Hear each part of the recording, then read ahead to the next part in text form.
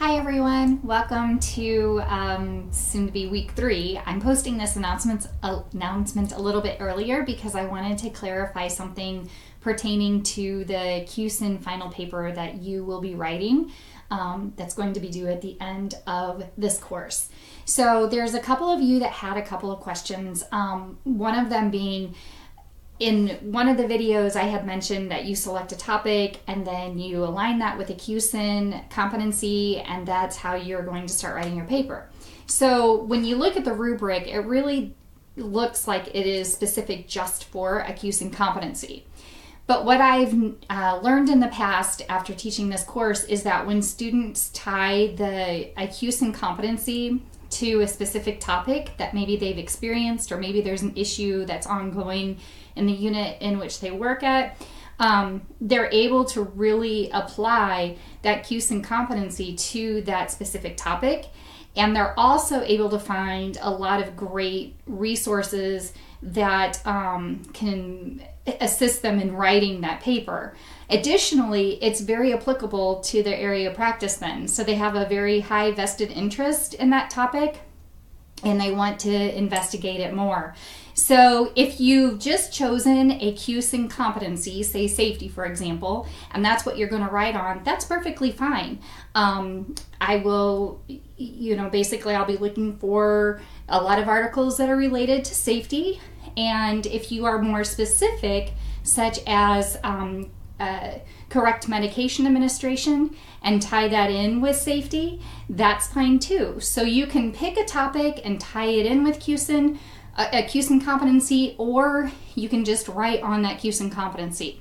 Like I said, a lot of students like to pick a specific topic because it's something that they might have a lot of knowledge about.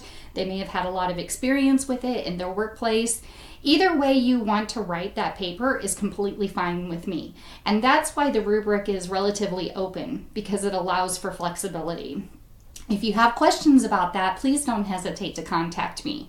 And I've been looking through, haven't gotten through everybody's just yet, but I've been looking through the topics so far, and everyone's doing great. I will give you feedback if I think there's any issues. But like I said, you can either pick a QSIN competency, one of the 6, and write about that, or you can pick a specific topic, tie that in with a QSIN competency, and really generate a paper that way. So again, either way works for me. So we're in Module 3, and for this module, there are several activities to do, and I do apologize that there's so much to do this week. But come week Module 5, it's going to be a little bit easier for you. So hang in there.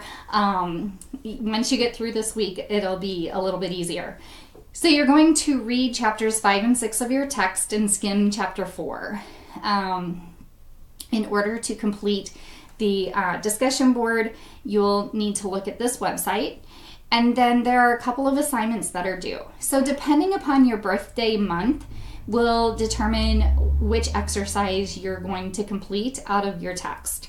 And then everybody is going to complete the same exercise 6.5. So you'll actually have 2 exercises that are going to be due. Remember, this is a writing intensive course. So instead of having you write a great big, paper every couple of weeks, what we're doing is we have a very large paper that is going to be due at the end of the course, but then these smaller assignments. So hopefully that helps break up the requirements a little bit and make life a little bit easier for you. You're then also going to turn in a draft introduction using APA format with your title page and reference page. This is for your that paper, that final paper. The QSIN competency or the topic and the QSIN competency. So it's basically the introduction, why you're doing what you're doing. And several of you, when you have submitted your topic that's due on Sunday, this coming Sunday, some of you have already started on the intro process, so you'll just need to develop that a little bit more. And those of you who just basically stated what you're going to be doing, you will develop an introduction then. So I'll read the introduction and then I'll provide you feedback, and that's how the paper will run. It's sort of like a living, breathing document. You submit certain components, I review it, give you feedback, and you make those modifications then. And then by the time you turn in your final paper, it'll be a very polished product. So then there's just a few PowerPoints to look at. This is a really, it says, I'll open that up, but it's a good resource for writing research papers. You can also Google how to write scholarly or scholarly writing, and you'll get some really great tips. So, just something that it's not necessary, but if you struggle with writing, may not be a bad thing to look into.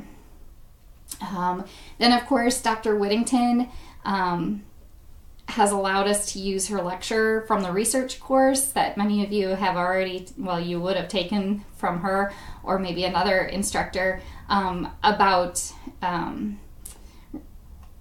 some good tips about writing a paper. There's a section on here on getting started with your project paper, so you can review that. A couple of resources, the Writing Center and the Holman Library, phenomenal resources.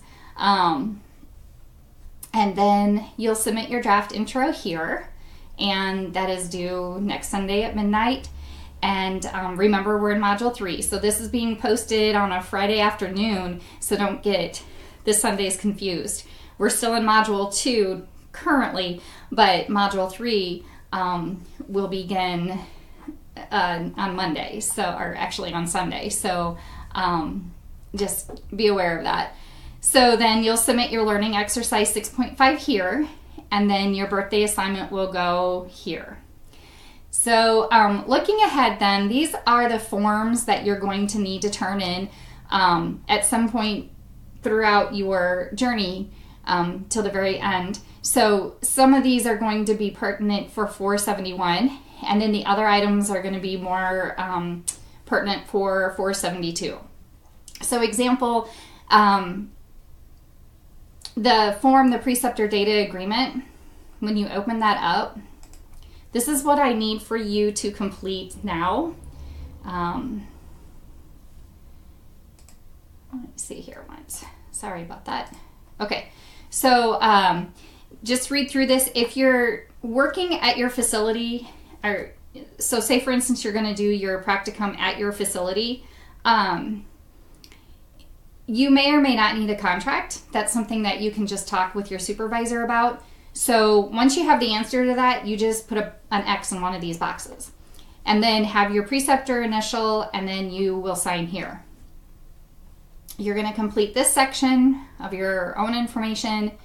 The preceptor information will go here. Make sure that you do the facility name, the facility's address, not your preceptor's personal address, but your facility's address. I do ask for a home number in the event that something occurs and I need to get a hold of them on an emergent basis. Or if they would prefer a cell phone, that's fine too. Just so that way then after hours, if, like I said, if something critical occurs, then I have a way of contacting your preceptor. Now the contact person in your agency, this is going to be the person who's in charge of signing contracts. So if we do need a contract, even if we don't need a contract, this will still need to be filled in because I will go back and verify if a contract's needed or not. Those that check that it does need a contract, I'm a little bit more putting those on top of the pile to get those done because sometimes contracts can take several weeks before they are completed on our end as well as the end of your institution. So the contact person in your agency is going to be the person who's responsible for signing contracts. All right, so you'll need to talk to your preceptor or supervisor about that. And then, of course, that person's phone number. So that way, then, if we do need a contract, then I will contact that person and we either send them our contract if that's okay, or a lot of times institutions will have their own contract that they want McKendree to sign first. So I just wanted to bring that to your attention. A lot of people will just put the preceptor's name here or the supervisor's name, and if that's not the person who's responsible for signing contracts, it's usually someone high up in administration, then it just delays the process in getting a contract done. Okay, so then the licensure information, this is your preceptor's information, not yours. So your preceptors are in license, the state expiration date, and then it asks them if they've ever precepted a McKendree student, and then they need to include their, like if they went ADN, BSN kind of thing, or ADN, BSN, MSN, or BSN, you need to put that information in here, or they can add that for you.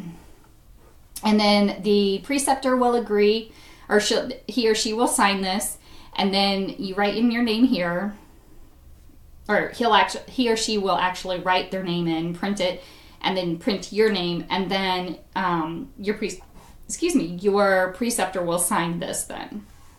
And once that it is all completed, I will need for you to, you can either fax it to me, make it attention to me with a cover sheet, or, and then in the Dropbox, just write that in the comments that you faxed it, or I will need for you to scan it and you can attach it in the assignment Dropbox, okay?